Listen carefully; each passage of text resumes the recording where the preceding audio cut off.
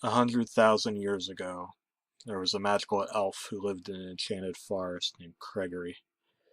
Gregory was considered a hero among his people, slaying wild orcs, entertaining kings and queens with his spirited mandolin, and being man enough to ask strangers for directions. Anyway, Clifford the Big Red Dog is a popular children's television show and book series, and I think that's pretty okay. But as there is a yin and a yang, there is darkness to counteract evil. But what is light and what is darkness? Don't bother asking me. I don't know, Jack. But I do know Jack Williams. He was an intern for PBS, which airs the popular children's cartoon. He informed me of unspeakable terrors that I swore in secrecy to never tell another soul. That's why I'm talking about it to thousands of anonymous people on the internet. I trust you, and I hope that you trust that what I'm telling you is the truth. Jack would have liked that. The people at PBS are mostly smiles and pats on the back, but what you might not have guessed is that there's a locked-off back room in the PBS HQ basement. It requires multi-factor authentication to get in there. A username password combo and a blood sample. Don't ask me why, but it requires AB negative blood, which only 0.6% of the population has. Jack had to steal a sample from the local blood bank to get in. Once inside, a blue screen terminal requires an answer to a question. What was Emily Elizabeth's first word? If you answer with Gnosticism, you'll be granted a key card, which is more than a little misleading because it's used to pry open an air vent rather than unlock a door. This will lead you to a high-rung ladder. Climb up to the roof and pry open the HVAC system, and there you will find a Clifford the Big Red Dog VHS tape. The tape is so highly secured that if you attempt to leave the premises with it, a red laser system activates. It's the sort of thing used to protect priceless artifacts at a museum. There's an exposed power outlet on the roof, so you have to bring your own TV and VCR and plug them in to watch the tape. Once you do, though, odds are highly unlikely that you'll regret it. The episode begins without a theme song. It just shows three young people, likely in their early to mid-teens, named Thomas, Philip, and Mary. The three are hanging out by a payphone of a Quiznos parking lot, lamenting that they were beaten to a very significant finding that a dozen of fellow students in their class got to first. Thomas is seen sticking his hand into a ginormous jar of Hellman's mayonnaise, fishing out giant gunks of the stuff in his hands and eating it like Winnie the Pooh out of a honey pot. Philip is more or less like a clueless surfer dude, smoking blunts and advocating the flat earth hypothesis. Mary suggested the only way to win back their classmates' attention is to bring a dog to school, and they agree. For a few seconds, the screen starts to flicker and change color while Thomas, Philip, and Mary's noses grow bigger and start to warp and assume most of their faces. Mary's a blonde, Philip wears torn-up jeans, and Thomas briefly turns into an embryo in a jar before returning back to his normal self. The next scene shows the three at a pet store. Philip cuts himself with shards of the mayonnaise jar after smashing it on the counter, claiming he's doing it to feed the animals. A rather suspicious-looking parrot with an elongated beak squawks out a "fuck you," and Philip runs out of the store crying.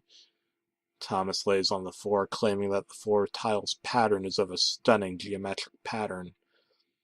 Once the camera zooms into the floor, it becomes obvious that the pattern is a satanic pentagram, which is more than a little suspicious. Mary pops a little chiclet-looking tablet on her tongue and swallows before her eyes bulge and she runs out of the place screaming and crying. At this point, Jack realized that what he was watching was not a scene of a pet shop, but some sort of animal sacrifice chamber. Around a half a minute of Thomas sobbing about how beautiful he observes the tiling to be shown, while the rest of the video is pretty much still frame. A close-up of a woman's face while she smiles and chows down on a hot dog is shown. She spits out what must have been a solid gallon of yellow mustard, spitting up like a haunted spirit in need of an exorcist. It begins, she whispers, smiling like a vixen. The camera zooms out slowly.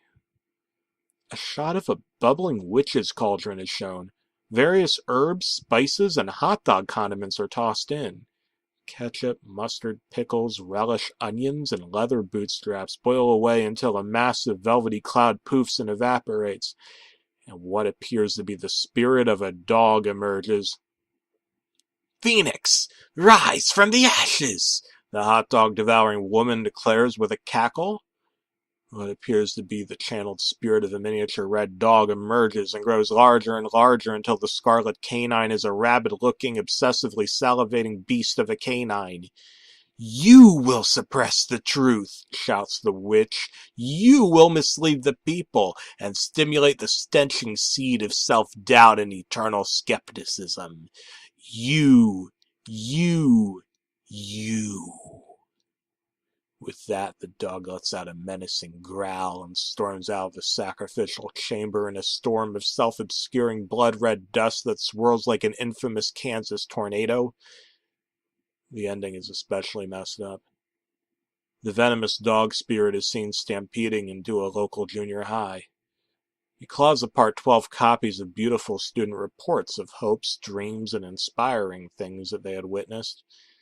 Phoenix howls in delay like a coyote possessed before leaping out of a window and poofing in yet another scarlet cloud, this time for good.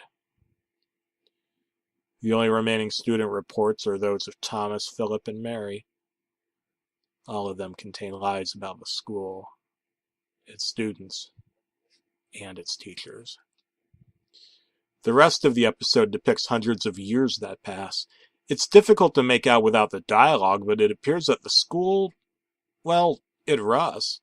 The sky turns gray, walls are collapsing, and only ruins remain. It's implied that all along the building was more than a junior high school, but some sort of pagan temple, perhaps? The children were the leaders.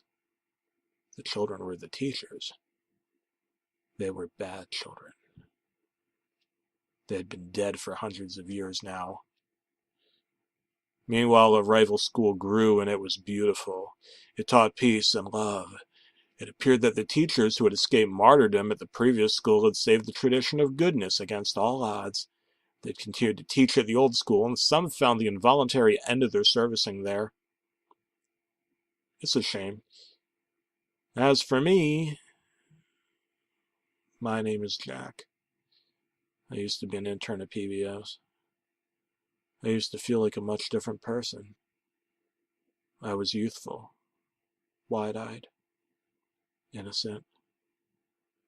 I'd written a book about a magical elf named Gregory who lived in an enchanted forest and saved his people and taught children to be respectfully social. Now I'm old. I'm dying of something or other, but I haven't been to a doctor in many years. I told myself that I'd never tell another soul the truth, but now I'm dying. Childless. A childless children's author. The truth about Clifford the Big Red Dog is that he's the counterculture of an era in which all secrets became known. This is not the fault of Norman Bridwell. He was a beautiful man who wanted to share the spirit of the light with the children of the world, but somewhere along the way, Clifford was captured by a big red menace. The people at PBS are good people. I know this to be true, but demons can be invisible. And the most effective kind of social engineering is invisible social engineering. Before it's too late, record the cartoons. Scan them for hidden messages. Oh, this can't all be coincidence. I'm dying.